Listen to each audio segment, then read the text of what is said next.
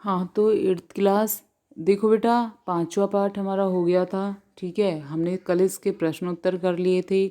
आज हम छठा पार्ट पढ़ेंगे, भगवान के डाकिए। ठीक है बेटा, देखो कवि ने इसमें क्या बताया है। कवि ने इसमें बताया है कि जिस प्रकार पक्षी और बादल किसके डाकिए हैं, भगवान के डाकिए हैं।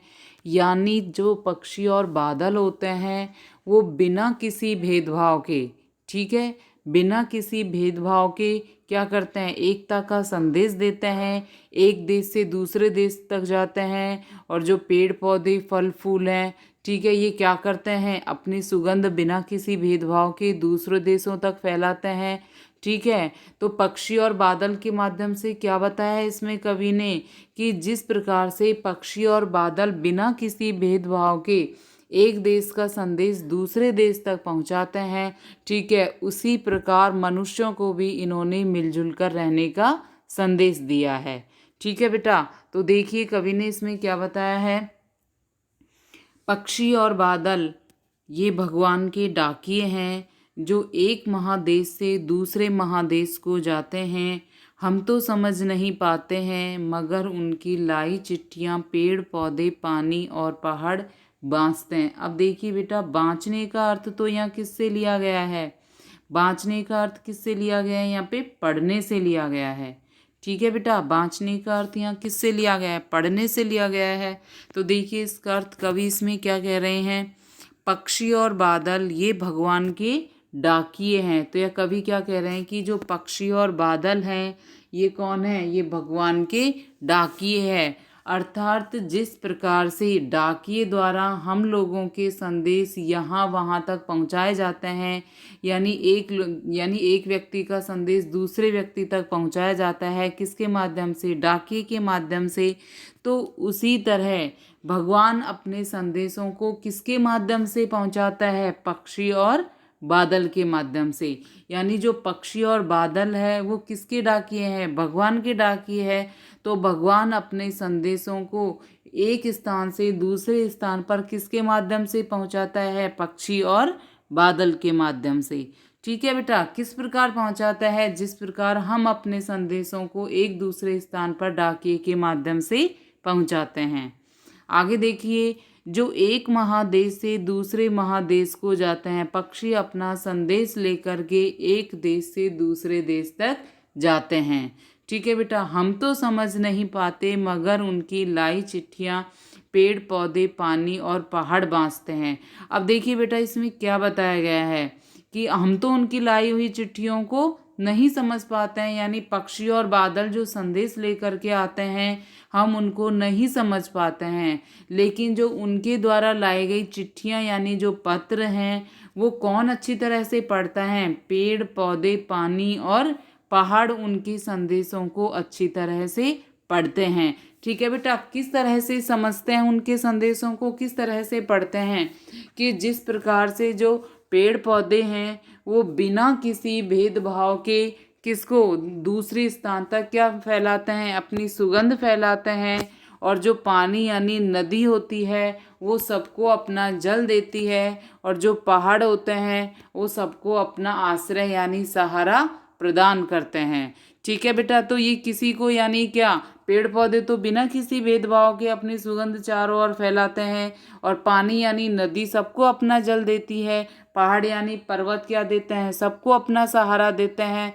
तो उसी प्रकार से कवि ने हमें इसमें क्या संदेश दिया है कि हमें भी आपसी भेदभाव को भुला करके सबके साथ मिलजुल कर रहना चाहिए। ठीक है बेटा, तो देखिए फिर से इसका एक बार, पक्षी और बादल ये भगवान के डाकिए हैं जो एक महादेश से दूसरे महादेश को जाते हैं। हम तो समझ नहीं पाते हैं मगर इनकी लाई चिट्ठियाँ पेड़ पौधे पानी और पहाड़ बाँचते हैं। ठीक है बेटा, तो देखिए पक्षी और बादल, इसमें क्या बताया गया है कि पक्षी और बादल, पक्षी और बादल ये भगवान के डाके हैं। कवि इसमें कह रहा है कि पक्षी और बादल भगवान के डाकिये है, अर्थात पक्षी और बादल भगवान का संदेश लेकर के आते हैं। भगवान के संदेशों को ये एक स्थान से दूसरे स्थान पर पहुंचाते हैं। अर्थात जिस प्रकार से हमारे संदेशों को डाकिया एक स्थान से दूसरे स्थान पर पहुंचाता है, उसी प्रकार से भगवान के संदेशों को पक्षी और बादल एक स्थान से दूसरे स्थान तक पहुंचाते हैं। जो एक महादेश से दूसरे महादेश को जाते हैं, और जो पक्षी और बादल हैं वो भगवान के द्वारा दिए गए एकता के संदेश को एक देश से दूसरे देश तक पहुंचाते हैं। ठीक है बेटा, क्या बोलना चाह रहे हैं इसमें कवि कि जो भगवान के डाकिये हैं पक्षी और बादल, वो भगवान के द्वारा दिए गए एकता और सद्भावना के संदेश को एक देश से दूसरे देश तक पहुंचाते हैं। ठीक है बेटा, आगे देखिए। हम तो समझ नहीं पाते हैं मगर उनकी लाई चिट्ठियाँ पेड़ पौधे पानी और पहाड़ बाँसते हैं। अब कवि इसमें क्या कह रहे हैं कि हम मनुष्य तो पक्षियों के संदेश को नहीं समझ पाते हैं, और उनकी लाई हुई चिट्ठियों को भी हम नहीं पढ़ पाते हैं। ठीक है बेटा, क्या बोलना चाह रहे हैं कि हम तो समझ नहीं पाते हैं, ठीक है, हम पक्षियों के द्वारा लाए गए संदेश को नहीं समझ पाते हैं, मगर लेकिन जो वो संदेश लेकर के आते हैं, उनकी लाए हुए पत्रों को पेड़ पौधे पानी पहाड़ अच्छी तरह से समझ जाते हैं। ठीक है बेटा, जो पक्षी जो संदेश लेकर के आते हैं उनको कौन अच्छे से जानता है? पेड़ पौधे पानी और पहाड़ उनको अच्छी तरह से समझते हैं। क्या समझते हैं वो? क्या संदेश लेकर के आते हैं पक्षी और बादल पेड़ पौधे पानी और पहाड़ के लिए? कि जो पानी है, ठीक है, जो नदी है वो सबको अपना क्या देती है? जल देती है। और जो पेड़ पौधे हैं वो बिना किसी भेदभाव के चारों ओर अपनी सुगंध को बिखेरते हैं। और जो पहाड़ है वो सबको अपना सहारा देता है। अर्थात ये बिना किसी भेदभाव के क्या करते हैं? सबको अपना सहारा देते हैं। ठीक है, उसी प्रकार कवि ने बताया है कि सभी को भेदभाव भुला करके आपस में मिलजुल कर रहना चाहिए। अर्थात एकता का संदेश इसमें कवि ने हमें दिया है। ठीक है बेटा, आगे देखिए। हम तो केवल यह आंकते हैं कि एक देश की धरती दूसरे देश को सुगंध भेजती है। अब देखिए बेटा, आंकने से मतलब यहाँ किससे लिया गया है? आंकने से अर्थ लिया गया है यहाँ पे अनुमान लगाने से। ठीक है बेटा, आंकने का अर्थ यहाँ किससे लिया गया है? अनुमान लगाने से लिया गया है। तो हम तो केवल यह आंकते हैं कि एक देश की धरती दूसरे देश को सुगंध भेजती है। तो क्या बोल रहे हैं कवि कि हम तो इनको देख करके, क्या यानी जो पक्षी और बादल हैं इनको देख करके हम तो केवल यही अनुमान लगाते हैं कि जो एक देश की धरती है वो दूसरे देश को क्या भेजती है? सुगंध भेजती है। किसके माध्यम से? पक्षी और बादलों के माध्यम से। यानी पक्षी क्या करते हैं? आसमान में उड़ते हैं, बादल भी आसमान में तैरते हैं। ठीक है, तो पक्षी और बादलों के माध्यम से एक देश की धरती दूसरे देश को सुगंध भेजती है, यानी सद्भावना अच्छी भावना का वो संदेश देती है बिना किसी भेदभाव के। ठीक है बेटा, क्या इसमें कवि बोल रहे हैं कि हम तो केवल यही अनुमान लगा सकते हैं कि पक्षी और बादलों के माध्यम से एक देश की धरती दूसरे देश को सुगंध भेजती है, महक भेजती है, अर्थात एकता और सद्भावना का संदेश भेजती है।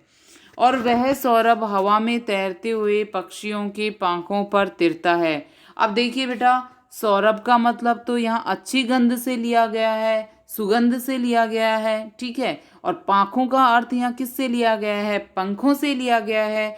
यानी क्या कहना चाह रहे हैं कि पक्षी और बादल किस तरह से एक देश का संदेश दूसरे देश में भेजते हैं कि वो अपने पंखों के माध्यम से, ठीक है, अपने पंखों के माध्यम से और हवा में तैरते हुए वो एक देश का संदेश, यानी एक देश का संदेश वो दूसरे देश को भेजते हैं। ठीक है, हवा में तैरते हुए यानी अच्छी जो सुगंधित हवा है उसमें तैरते हुए, ठीक है, और अपने पंखों के माध्यम से, ठीक है, अपने पंखों के द्वारा उड़ करके वो एक देश का संदेश दूसरे देश को भेजते हैं।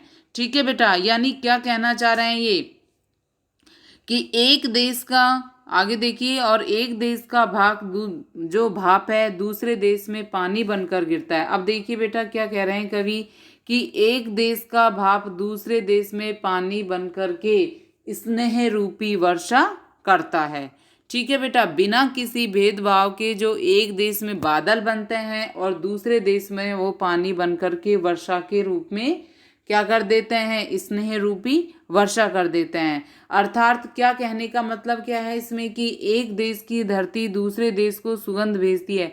कवि इसमें ये कहना चाह रहे हैं कि हम तो सीमाओं को बांट लेते हैं, ठीक है, कि ये एक देश की धरती है और ये दूसरे देश की सीमा है, लेकिन पक्षियों के लिए सब क्या है, समान है।